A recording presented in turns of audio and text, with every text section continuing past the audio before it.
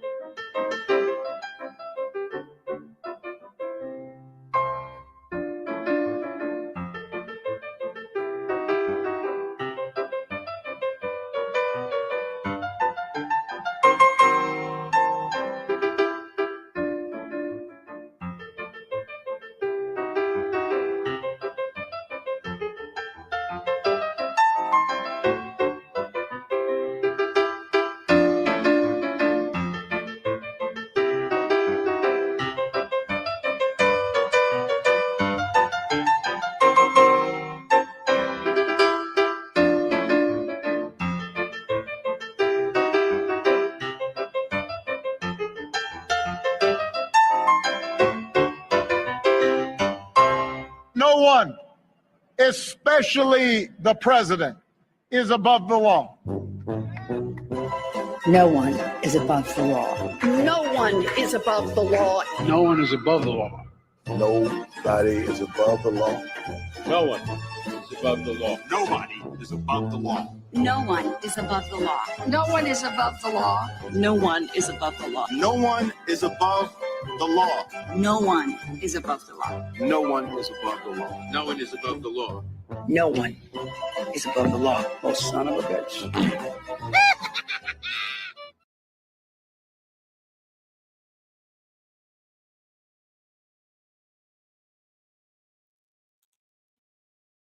Greetings, my dear friends, and welcome to another episode of Reading Epic Threads. I'm your host, Patrick Gunnels. I'm joining you from Houston, Texas. Today is July 28th, 2025 at 12:12 p.m. Central Daylight Time. And I'd like to say hello to all of you wonderful people who have stuck around and hopped into my live stream when I don't even give you any kind of warning other than like an hour in advance. So, it's just kind of how I roll. And I want to do an Erik Carlson special. In the meantime, I want to let you know that we are having an amazing response to our free soap special at tulipblooms.shop. The products that we have will blow your mind. The Blue Calm, amazing face oil that takes away the red. It takes away any kind of angry inflammation. If you've got inflammation, if you've got redness of any kind, Blue Calm will change your face to the world. And you buy it, you get free artisan soap with every order. Same with Rainfall, same with Castor Blend. I think it's over there. All of these products, that's right, all of these products right now, free soap, tulipblooms.shop. Make sure to use promo code Shapiro to pry 10% from my grasping hands. Now, my friend Erik Carlson has been absolutely just crushing it, putting out pieces. And so we're going to start. I don't know if I did this one already. The Panic in Skywalkers, July 14th. Has it been that long since I've done anything? I don't think I did. Panic in Skywalkers. I must have done it. Yeah. Okay, so here we go. From ericc.substack.com, Tech Bros or Dr. Strangelove? Trump's role as a game manager by Erik Carlson. If you haven't seen the 1964 Stanley Kubrick masterpiece, Dr. Strangelove, you probably should.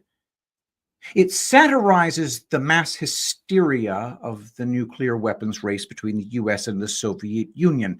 The U.S. president has to manage his cabinet from generals who want to strike first to a former Nazi scientist who wants to allow the world to be destroyed while the important people go into underground bunkers to wait out the nuclear fallout.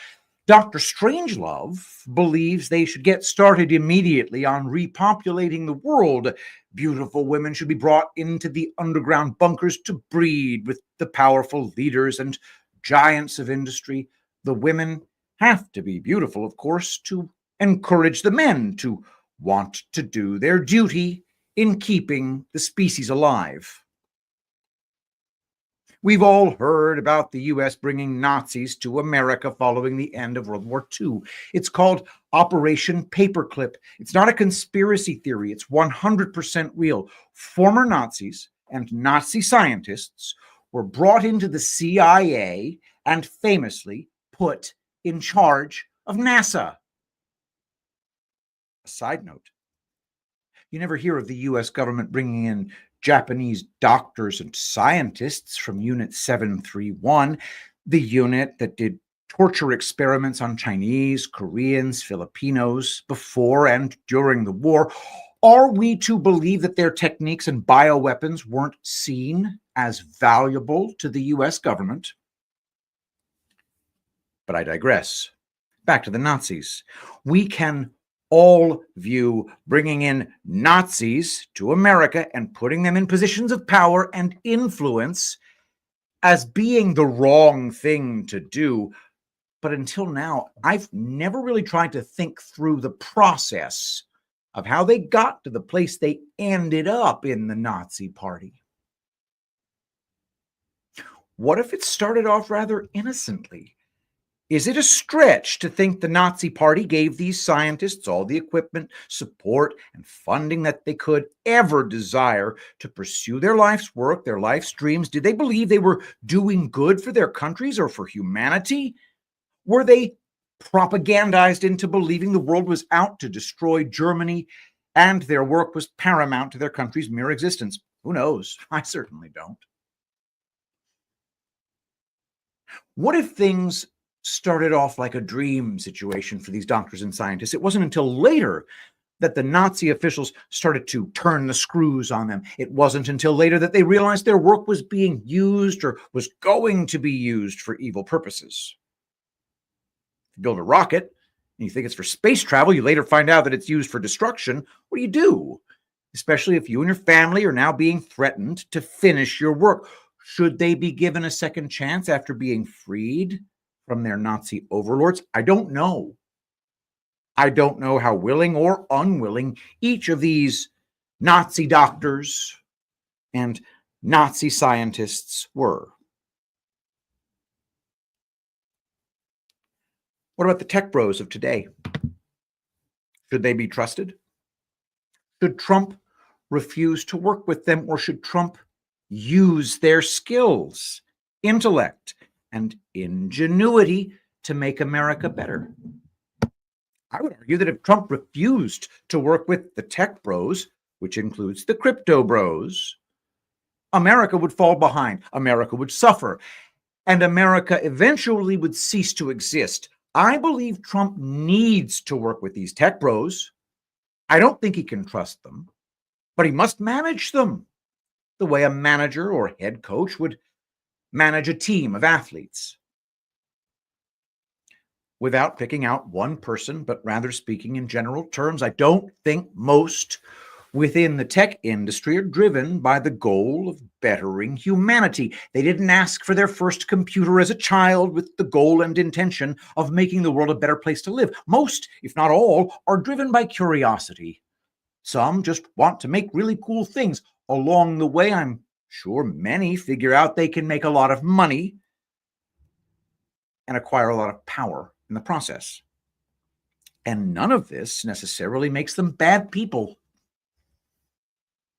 My wife is one of those people who picks up on insincerity pretty quickly. She sees through people's agendas pretty fast. She's not going to accept the compliment of a con artist trying to sell her something on a street corner. She isn't going to get sucked into a conversation with someone who pretends to care how you're doing when they really just want to talk about themselves and all their problems. I, on the other hand, tend to give people the benefit of the doubt. And I do this to a fault. I sense the things my wife sees early on, but usually I continue listening until I'm fully convinced the person isn't sincere. In many cases, later I wish I could get that time back. I just finished listening to a 5-hour podcast with a giant of tech, cryptocurrency to be precise, for more than 3 hours. I found myself impressed with the breadth of his knowledge and curiosity. Then he went full nut job after he was asked a question about the afterlife. All of a sudden, he had no curiosity in the matter. Finally, a subject he wasn't curious about, even though throughout history it is the most curious subject ever to exist. The afterlife is a subject matter that he called a complete waste of time. He became vulgar in even talking about the subject. It was as if a switch had been flipped. This was a touchy subject. He seemed to despise Christianity and Christian faith, yet he wouldn't go so far as saying Christians are fools, because he understands most Americans consider themselves to be Christians. Quickly, he recovered and went back to using his nice voice. My wife would have picked up on his insincerity very early on, but for me, it took a while. But once I became convinced he was insincere, the insincerity in his voice began to drive me crazy. I couldn't not hear it anymore. It left me thinking he is not a person who I believe can be trusted. His technology may be valuable. His technology is probably necessary, but he needs to be managed. If you look into the giants of tech, one thing stands out. They're not Christians. In reality, I believe one of the driving forces in many of these people is their lack of faith, their disbelief in God and in an afterlife. I believe many are trying to create technology, whether medical technology or AI technology, that will allow them to live forever. Medical technology to prolong their time on Earth, or regenerative technology that would allow them to swap out and replace failing body parts and organs, essentially regenerating their bodies, possibly to live forever. If their bodies can't live forever, then plan B is to transfer their consciousness to AI. The fear of death with no afterlife is a pretty strong motivator. Where does this leave Trump? Think of Trump as the head coach of a football team consisting of athletes who all want to do something else. The defensive line wants to blitz the quarterback back on every play. The running backs want the team to run. The receivers want to pass. Trump is stuck trying to manage it all. The military wants to build up the defenses. The tech bros want unlimited energy to run their AI data centers. Wall Street banks want to be completely deregulated. Crypto bros want cryptocurrency to be the world's money. Nations want to be America's new best friend, yet no one wants to give up anything in the process. It's a challenge. Trump needs all of these players to play together as a team in order to make things work, in order to win. He has to keep everyone happy, or at the very least satisfied. He has to do all this, fully understanding that it's possible that none of them can be trusted. Trump could say, screw it, we're not going to try to keep up, it's too confusing and difficult. This attitude would result in America quickly falling behind and eventually imploding. He could say, full steam ahead. This attitude could lead to the same result, but rather than fizzling out, it would be more like going up in flames. There's a fine line between innovation and recklessness. It's a tightrope, and it has to be walked with focus and care. Back to the tech bros. As I said, the fear of death with no afterlife is a great motivator that can lead to ingenuity and technological progress. Just don't mistake that motivation with an undying desire to better humanity. Trump is tasked with managing egos as much as he is in charge of managing the U.S. budget. Getting to where we need to be is driven on a rocky road. Sometimes you may not prefer the song on the radio. Maybe you don't prefer the restaurant you stop off at to eat on this journey. In reality, he can't even trust anyone else to drive the car. Understand, Trump knows where he's going, and he knows how to get there. He isn't being fooled by anyone. He hasn't handed over the keys to anyone. He is in control. He needs the tech bros, and they need him. The difference is that he is the one in control, total and complete control. They are the chess pieces. He is the player. Whether you like them or not, whether you trust them or not, the tech bros are necessary if we want to take America to where it can be, to where it should be. I trust Trump's discernment to manage that process. That's right, guys. I'm reading some epic threads. I'd like to say hello to Mike Irons, the Lonely Proud, Full of Mary. Thank you all for saying something in chat. Really appreciate that. I want to thank all of you on X who are watching me right now, 145 of you. I'd like to thank the 3 of you who are watching on YouTube, even the 1 of you who is watching me on Twitch. Yes. And also, I got Facebook up. However, I don't think my settings. Yeah, Facebook puts me on private every single time, no matter how many times I tell it. I want all my live streams to be public. So there's that. So how can I edit the privacy? Manage video. This is so dumb. I don't even know how to boost live video, blah, blah, blah. I don't know. How do I change the privacy so that it remove module? I don't know how to use Facebook. Facebook sucks. All right. So nobody's watching on Facebook because it's set to private, and I don't know how to set it to unprivate, and I'm not going to waste y'all's time for even another second. Don't forget, free artisan soap with every single order at tulipblooms.shop. Go to tulipblooms.shop. Use promo code Shapiro for 10% off. A free soap with every single order. And don't you forget for a second, these are the things that are going to make your skin what it needs to be. Make your skin great again. tulipblooms.shop. And thank you for joining Spartan09, T. Gessner, Jax, and Wenlin123. Thank you so much, guys. All right, back to the brilliant Erik Carlson. This time, the red folder. From ericc.substack.com, the red folder, Kill Room, by Erik Carlson. Does anyone remember how the Trump family was parading around and passing around the red file or red folder on the morning of J6? They were all smiles and full of confidence. They were behaving as if Trump had just been determined the winner of the 2020 election.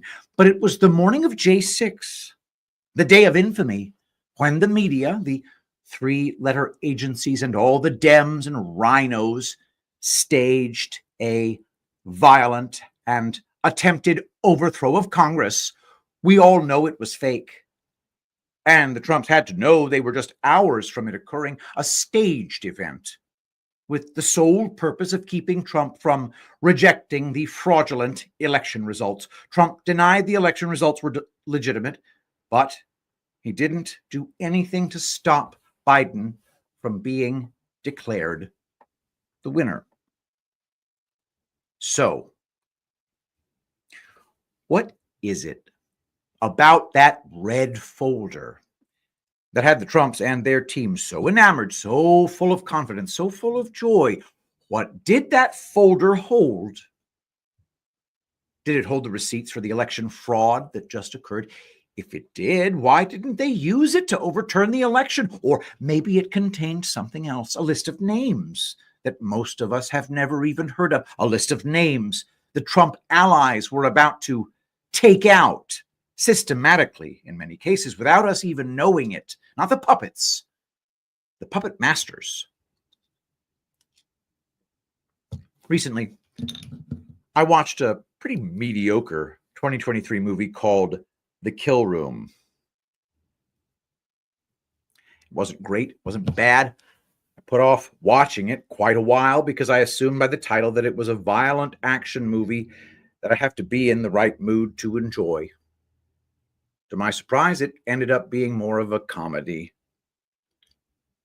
The premise of the movie is that a kind of buffoonish woman who is running a small and struggling art studio has an encounter with a money launderer, a man who launders money for an organization that is paid to facilitate hits on people.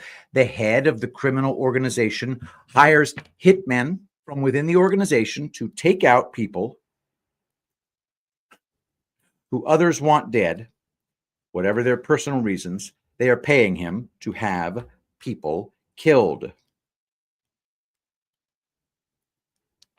The man laundering the money comes up with an idea, which isn't really a new concept only to him. He figures out they could launder the organization's money through purchasing art. Eventually, the woman running the art studio reluctantly agrees. He would buy art from her at an exaggerated price, and she would send him back the money. The money launderer decides it would be more profitable if he had someone make the art that he bought, increasing the amount of money he'd get back in return by not having to pay the artist for any of it. The money launderer has one of the hitmen from within the organization make art to launder. The hitman eventually starts making art out of the plastic grocery bags he uses to suffocate people to death, and the anonymous artist garners the name Bagman from the art world. Buzz on the street gets out on how much his art is being purchased for, and he quickly becomes a darling of the art world. His art becomes sought after by other art collectors. This isn't really that big of a stretch. In real life, millions of dollars were spent on an overly ripe banana duct taped to a wall. It really is this bad.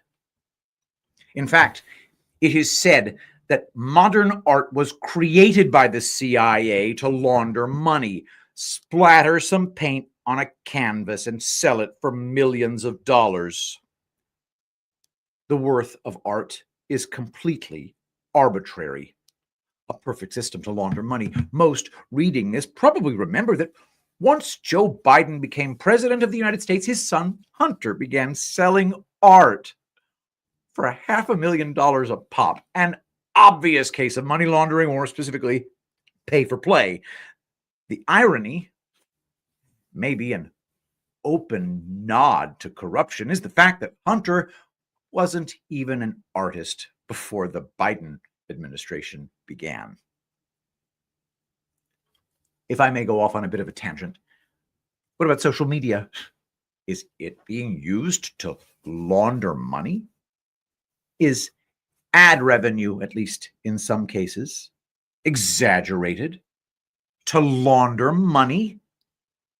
I can't accept that many of the influencers on Instagram, X, and YouTube could really be bringing in the kind of money we are led to believe they are taking in. Yes, they're probably making a lot of money, but not at the level that's reported. There is no way.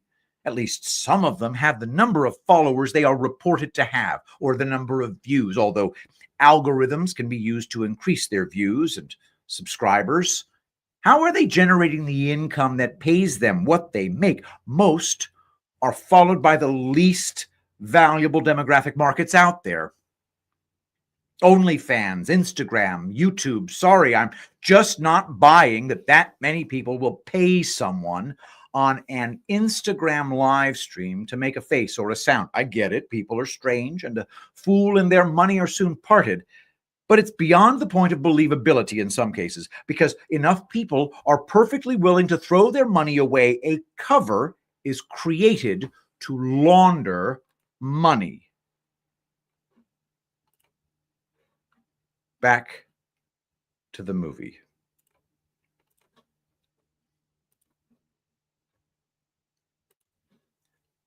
In the movie Kill Room, there's a scene about an hour and 7 minutes into the movie. Yes, that's right. 1 and 7, 17. Eventually, the three people laundering the money, the hitman, avant-garde artist, the art studio owner, and the money launderer, try to figure out how to get out of this arrangement that is so beneficial to the organization with which they are laundering the money. The launderer suggests that they need to trade with something more valuable to be let out of the arrangement. The hitman says, "What about the red file?" The art dealer asks, "What is the red file?" The following is their conversation.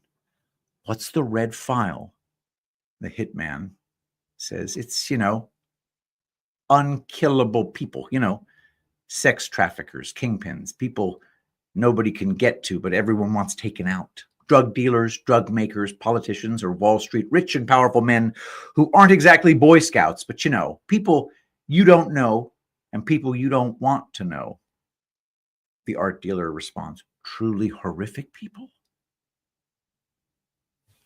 All this in 1 minute of dialogue in a Hollywood movie, all in plain sight for all of us to see.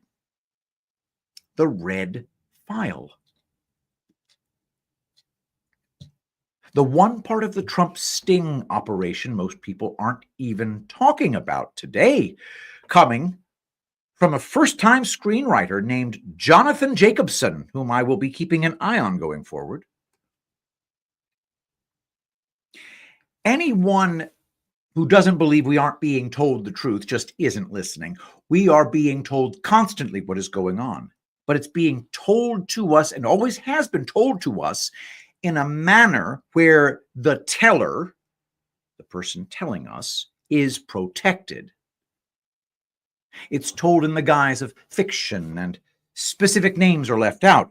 They have to be. If someone dished out the names of the real puppet masters in charge, well, then that person wouldn't survive the night. What I take from this is that red file or red folder holds the key to taking down the deep state cabal. We know the FBI later raided Trump's residence in Florida to recover classified documents. Were they, in fact, looking for that red file? They certainly didn't confiscate it, so it must still be in Trump's possession. Is that the reason for the judicial attacks and eventually attempted assassinations? Trump and his people haven't talked about that red file. They showed it off during the J6 party. Not a peep about it since.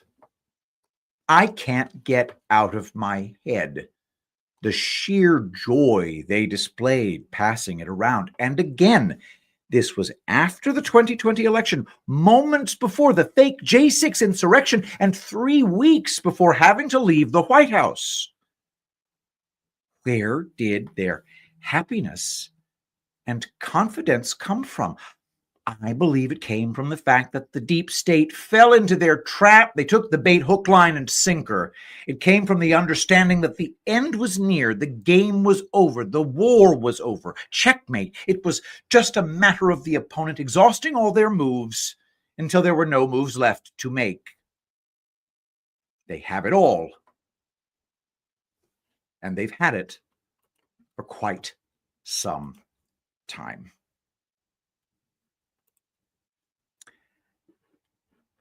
I want to talk about that red folder, guys. Don't forget, by the way, go to Erik C, ERIKC.substack.com. Erik is a great writer. He's my mom's favorite Substack, actually.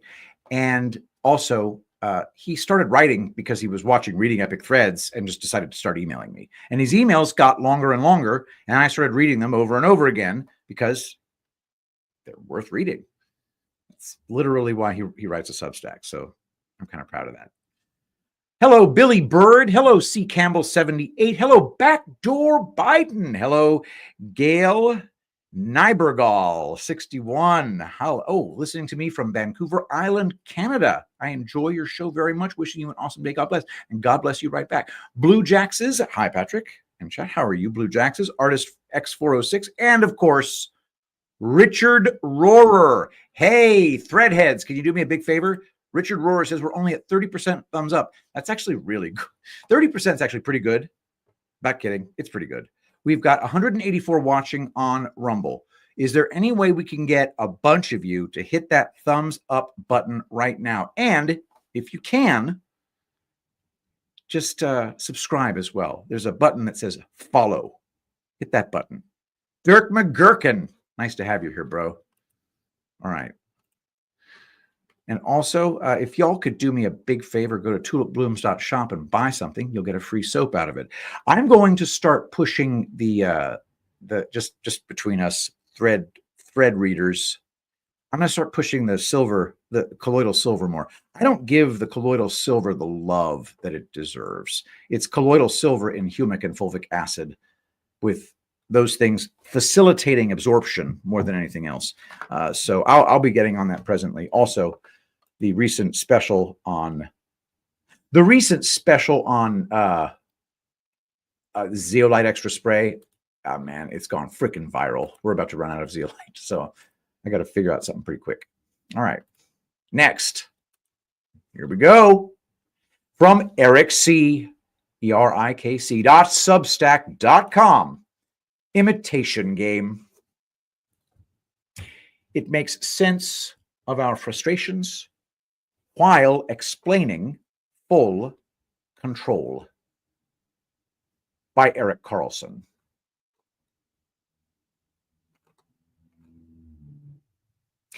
Imitation Game is a movie that came out in late 2014. I saw the movie in 2015, hadn't watched it again until just the other day. I enjoyed the movie the first time I saw it, albeit it gets a little preachy at the end, discussing how closeted homosexuals were forced to be in 1940s England, forced to stay in the closet. The movie kind of goes from an historical World War II thriller to propaganda for gay rights at the very end. I get it. Being gay back then was a crime. Homosexuals were treated badly. I tuned in to watch a movie about a code breaker in World War II, though. Having watched the movie again very recently, my understanding of the world is completely different than the first time I watched it 10 years ago. I say this all the time, but it is amazing to go back and rewatch movies that you first saw when you were asleep and then rewatching them after you've woken up. Your perspective is so different. You pick up on messaging that has been put into movies either to prepare us for future events or to explain to us how the world really works. Done in a way where a cover is created, plausible deniability, if you will, through fiction and art. Imitation Game is the story of a brilliant mathematician and his colleagues who are brought together by the British government to work on breaking Nazi codes that the Nazis decipher using a machine called Enigma. The Brits confiscate an Enigma machine from the Nazis, but they don't know how to use it to decode the messages they routinely and without clandestine means send out. Alan Turing, the mathematician heading the efforts, is an autistic gay man. Yes, that's right, an autistic gay man. Anyone who read my article about my family trip to New York City during the Pride Parade a couple of weeks ago knows I made the connection between autism and identifying as LGBTQ+. 35%, 3/8 of autistic people identify as being LGBTQ+. 15% of autistic people identify as trans. Alarmingly high rates compared to the non-autistic population. According to statistics, autistic people are 30 times more likely to be trans than non-autistic people. This is not the purpose of this article. Something else stands out. I believe we are being told in a non-direct way what is happening in this matrix-like existence we find ourselves living in. Spoiler alert. The British mathematicians crack the code. The Nazis are eventually defeated. This isn't to say that the war ended as soon as they cracked the code. It was the beginning of the end, though. The first code they cracked created a very dramatic situation. They discovered the Nazis were going to bomb a supply ship that one of the code breakers' older brothers was serving on. A dilemma was created. Do they tell the British military to warn the cargo ship, change the course of the ship, and possibly save 500 lives, including the code breaker's brother? They do this, it'll tip the Nazis off that their code system's been broken. The alternative, or non-action, is to let the people on the ship perish, which would keep their secret that they had broken the code intact. They decided not to warn anybody and allow them possibly to die. If they wanted the Nazis to believe their code system had not been broken, they'd need to pick and choose when to use the information that they gathered from breaking the codes. I suppose it'd be like a poker player knowing the cards the other players have in their hands and intentionally losing a hand here or there to keep them in the game, to take more of their money in the long run, playing the long game. How does this concept relate to the world today? consider the notion that the good guys have broken the codes of the deep state. They know what the deep state are going to do before the deep state even does it. But as was the case with the Nazis, if they simply thwarted everything the deep state did, the deep state would know that their lines of communication had been compromised. The concept of full control gets used quite a bit. What does it mean?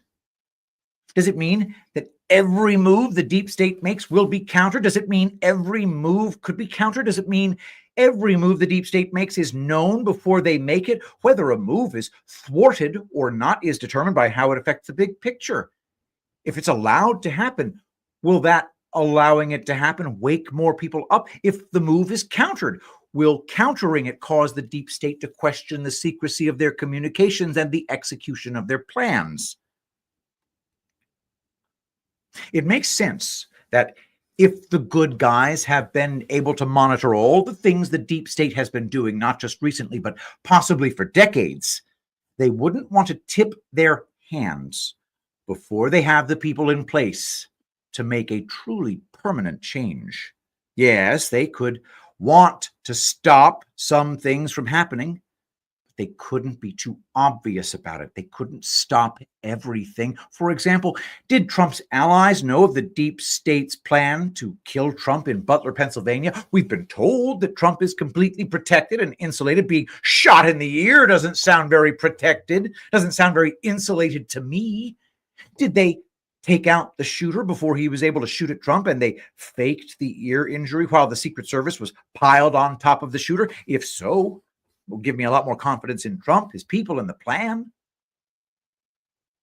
If that was the case, it worked beautifully. It played a huge role in getting Trump reelected. If Trump really was shot in the ear, then it becomes increasingly more difficult to have confidence in their plan. How could a bullet be allowed to graze his head? How could they possibly risk Trump being killed? Who would sign off on a plan that involved Trump's head being grazed by a sniper 100 yards away? The answer is no one. Either Trump's team is completely incompetent, or Butler didn't happen the way people think it happened. Not to say there wasn't an assassination attempt, just that it was halted in a way that kept Trump safe while still exposing that an assassination attempt was planned and attempted. The brilliant part is that Trump's opponents can't claim it was faked without looking like the crazy conspiracy theorists they make Trump and his supporters out to be. Whether you're willing to consider the assassination attempt being manipulated or not, there have to be other times when the deep state's terror has been stopped or minimized. There have to be times that the deep state have been allowed to follow through with terrorist acts in order to keep them from becoming suspicious. There has also to be times when it made the most sense to allow the deep state to follow through on their evil plans because it would wake up more people.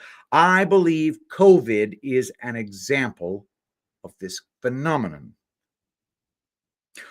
What is it that allows Trump and his allies to monitor the deep state and know what they were going to do before they did it?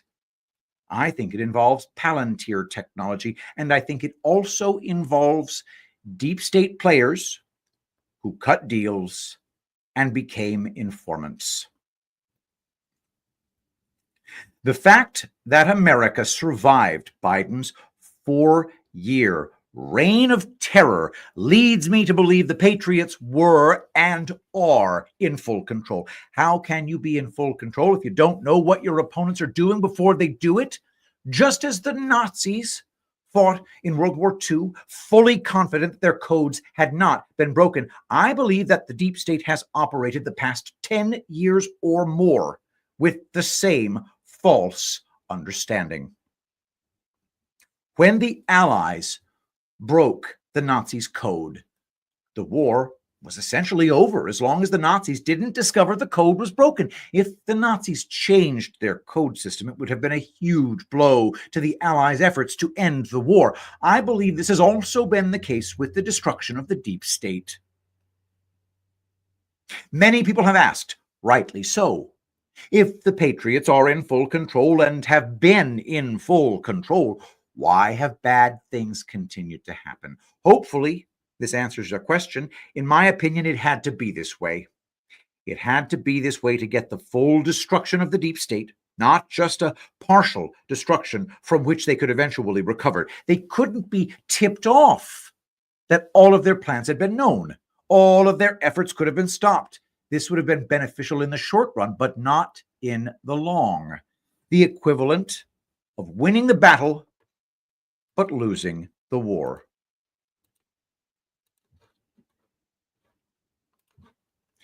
It's not about winning the short game. It's about winning the long game. It's not about taking out the puppets. It's about taking out the puppet masters. It's about destroying the cabal for good. That's Erik Carlson, ERIKC.substack.com. ERIKC.substack.com. Red, White, True, thank you very much for being here. Zero Jabber, Zero Jaw Zero, thank you. We also have, let's see, I think I got everybody. Then all you new people in chat. All right. Let's see what some of these comments. We've got real comments here. Hit the thumbs up button, guys. All right. We're years ahead of the curve on Intel drops. So no 30% is slacking. You're talking about likes. Yeah, hit the thumbs up because Richard Rohr is getting mad at y'all for not hitting the thumbs up hard enough. So let's see how we're doing. Woohoo! 70 out of 210. Well, wow, this is crazy, guys. We're right at 30%. First of all, 30% is a damn fine number. But we can get to 40%. That'd be nice as well. I got on the leaderboard, y'all, on Rumble. It was largely because News Treason raided me, but I'll take it, you know. All right, let's rock and roll. We're going to finish up this show with the brilliant Erik Carlson, of course. Wow. We just got jars and labels for the satin balm. So we'll be shipping out tomorrow. Wow. Crazy times, y'all. I'm so excited about this. The satin balm, it's 2 ounces per jar. I've got satin balm, but we don't have, I've got, just a few. Woo! Christ Jesus Energetics on YouTube. Thank you so much for being here on YouTube. Anybody who's here on YouTube, man, YouTube did everything in their power to prevent that from happening. The satin balm contains bakuchi oil, which has the same basic benefits as retinol, but it's natural. Hey, Christ Jesus Energetics says rainfall is excellent. Rainfall is indeed excellent. And get any of these products at tulipblooms.shop and bam, free artisan soap until supplies of soap run out. So it's kind of a big deal.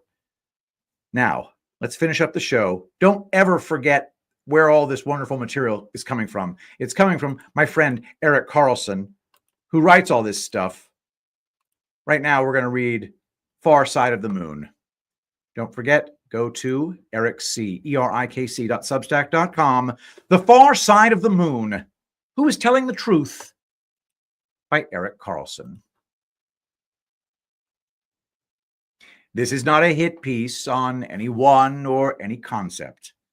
This is a legitimate question that has transpired from listening to the Sean Ryan podcast with guest Air Force Lieutenant General Steve Quast. Quast seems to be extremely knowledgeable and intelligent, and more importantly, sincere. I am not attacking him in any way. Steve Quast is a friend of mine also. This is me talking. Steve Quast came to Threadfest 2 and every GART. I am not creating division. I'm not saying he's doing anything wrong. In my opinion, he's either telling the truth or just relaying the message the higher-ups want us to hear. Certain messaging is put out for a reason. Certain narratives are put out for a reason. Whether or not a narrative is true may or may not be the case. My point is that there is some information the white hats don't believe we are ready for, and some narratives are given to pacify us until we're ready for the full truth. This is a general statement, may or may not be the case with this subject matter. It seems pretty obvious to me that certain influencers and podcasters have been chosen to get information out to the general public before that information hits the news cycle. Joe Rogan, Tucker Carlson, and Sean Ryan seem to be three of these people. It's not a coincidence that a person or topic is discussed on one of their shows and 2 or 3 weeks later the subject matter is in the news cycle. An example. A few weeks before the floods in Texas, a cloud seeding CEO went on Sean Ryan's podcast to discuss the topic of cloud seeding. Immediately after the floods, it was discovered that cloud seeding had taken place in the flood area 2 days before the flooding started. I believe we are being prepared ahead of time so that when the topic hits the news cycle, we understand it better and recognize it for what it is. I've noticed in some cases these podcasters don't put their shows out in the order they are recorded. They hold some back and leapfrog them with another, as though they're strategically placing them in the proper time to come out 2 to 3 weeks before the subject matter becomes part of the news cycle. Before someone accuses me, I'm not making the argument that the earth is flat or that the earth is round. I'm not making the argument that space is real or that space is fake. What I find confusing in the interview with Sean Ryan and Lieutenant General Steve Quast is that Quast states the U.S. has no clue what is happening on the far side of the moon. He states that from Earth, we never see the far side of the moon. We only see one side as it orbits around the Earth. I get this. He said that the Chinese have been mining the far side of the moon for at least the past 2 years, and we know this only because we see them returning to Earth. But we never see them while they're on the far side of the moon. We have no idea what is happening or what kind of settlements or operations are there. I find this exceedingly difficult to believe. The narrative is that the U.S. landed men on the moon as far back as 1969. The first satellite to land on Mars occurred in 1976. In fact, multiple countries have sent dozens of unmanned spacecrafts to Mars yet. The U.S. has no satellites, unmanned or manned spacecrafts orbiting the moon to see what's on the other side. 50 plus years of space travel, and the U.S. isn't curious to see what's happening on the other side of the moon, or doesn't have the capability to get a look. Does anyone buy this? The Chinese are mining the far side of the moon and likely have settlements there, but the U.S. hasn't or can't orbit the moon to keep an eye on them. I don't know why this narrative is being served up to us, but I don't find it believable. Why the narrative? Is it to drum up support for the U.S. space program to compete with China by exaggerating China's capabilities? Or is it to hide the fact that the U.S. knows what's happening on the far side of the moon and possibly has men and stations there already? Whatever the reasoning for the narrative, again, it's not believable. I don't know why intelligent and discerning people are being fed a narrative that doesn't even pass the sniff test when being held at arm's length from your nose, or why respectable, qualified, good people are giving us this narrative. The whole U.S. space program narrative is hard enough to swallow. The narrative that the U.S. landed men on the moon in 1969, made multiple trips there in the following years, later forgot how to get back. We've been told we've lost the know-how to get back there, like we accidentally taped over the VCR cassette tape that had all the information necessary to get us there. I don't claim to know what the truth is, but it seems pretty obvious that we're being fed a narrative that is nowhere close to the truth. Why they're doing this, I don't know. But it's apparent that the truth is something they don't feel we can handle at this time. Seriously? Multiple countries can send spacecrafts to Mars, which is 127,943,020 miles away from Earth. But the U.S. can't get one to go around the moon, which is 238,856 miles away. The moon is 536 times closer than Mars, and the U.S. isn't orbiting the moon to see what's happening there. This is about as believable as saying the moon is made of cheese, and the Chinese are mining moon cheese. If the truth is that they just can't tell us what's happening on the other side of the moon, fine. They just say they can't tell us. It's classified. But don't insult our intelligence with the notion that they have spacecrafts on Mars, but they aren't monitoring the far side of the moon. It's like saying you've been to Australia, but you've never been to the town 5 miles away from your house because you don't have the technology to get there. Again, I am not attacking the messenger. I'm attacking the message that they are being told to deliver. It appears that even the good guys feel we aren't ready for the full truth. It's frustrating. It appears that the truth is likely one of two things. Either no one has ever been to the moon because it is impossible to go there, or the U.S. has stations and settlements on the far side of the moon, and it's happening there so that we won't be able to see it. Either they want us to believe they are capable of doing things they really can't do, or they want us to believe they are not capable of doing things they really are doing. I asked Google AI, has man ever been on the far side of the moon? This is its response. Quote, no, humans have not walked on the far side of the moon, but they have flown over it, and China has landed a spacecraft there. While the Apollo missions orbited the moon and provided the first human views of the far side, they all landed on the near side due to communication challenges with Earth. China's Chang'e 4 mission in 2019 was the first to successfully land a spacecraft on the far side, according to the Davidson Institute for Science Education.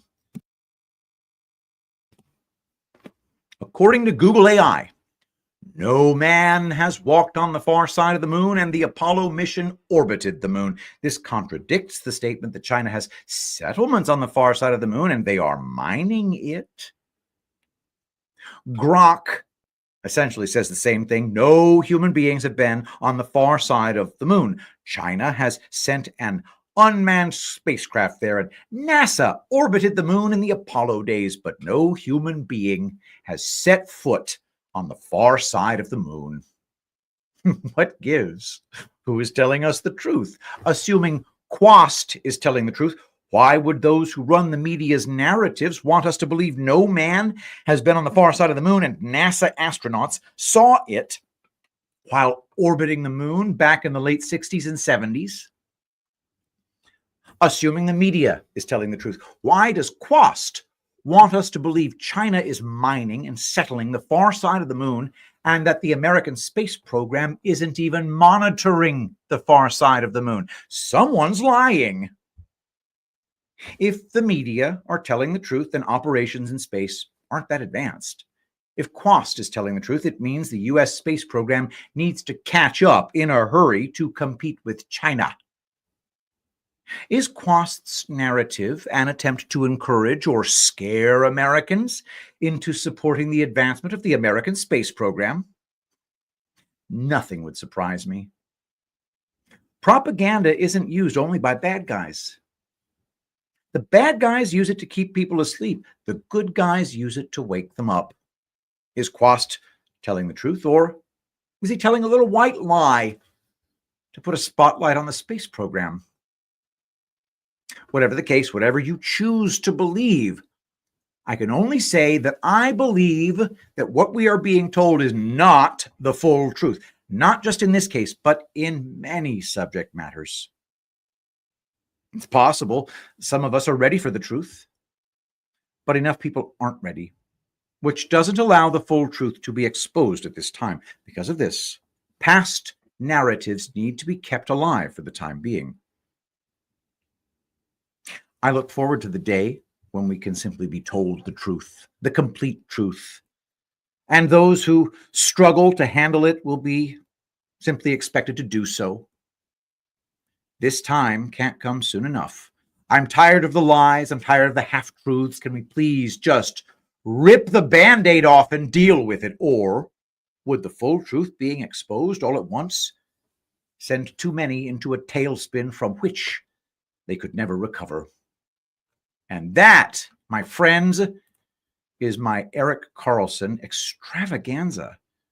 M Penny 555, A Fritz 12345, Cray Cray 0 o'clock, Grammy 005. Nice to see you. Full of Mary. Nice to see you too. I'm the dude. What's up, Jax? Nice to see you. All right, y'all. This is kind of a nice chat you guys got going. So thanks for that. Furthermore, hook me up, guys. You got to hook me up. How do you got to hook me up? Hit that like button. I got my booty on the leaderboard this weekend. I think I did it 2 weeks in a row, 2 Saturdays in a row. I'm not expecting it on a weekday, but it sure would be nice. So hit that thumbs up for me. Share this video if you can. You know, why not? Ooh, Dirk McGurkin. I think quantum entanglement is 100% horseshit. Ergo, quantum computing is 100% horseshit as well. Quast was defending quantum computing. Instant credibility killer for me. But think about how many perfectly reasonable people think that quantum computing is real. Anyway, I don't want to, I'm not going to go after individuals, especially I consider General Quast to be a friend of mine. So I'm literally friends with General Quast and his wife. They're great people. So, I don't know what's true. I mean, I know that the moon is not a floating rock in the sky and that there is no mining the far side of the moon. I don't think that Quast is denying it, though. I don't think Quast is lying, though. I think he believes it's true, just like tons of people believe there's a far side of the moon. Jungle Rumble 714 says, expect the price of cheese to go down. Artist X406, we are non-rotating. Yeah, the Mickelson-Morley demonstration did that. All right, you wonderful people. Hook me up with your likes. Also, don't forget free soap with every order at tulipblooms.shop. This stuff is not purchased from a soap store. It's made by us. It's great soap. It's the only thing that goes on my skin. All right. I love all of you. Y'all are great. I'm going to try to do this again to catch up. Dawn Billy is going to be my next big read all of her pieces one right after the other. I'll just do that tomorrow. I got to start doing this more often. I love you people. It's freaking amazing. He's nice for a handler. Anyway, let us pray. Saint Michael the Archangel, defend us in battle. Be our protection against the wickedness and snares of the devil. May God rebuke him, we humbly pray. And do thou, O Prince of the heavenly host, by the power of God, cast into hell Satan and all evil spirits who prowl about the world, seeking the ruin of souls. Amen. I love you all. Thank you so much for being here. And I will see you tomorrow, I hope. Bye, guys.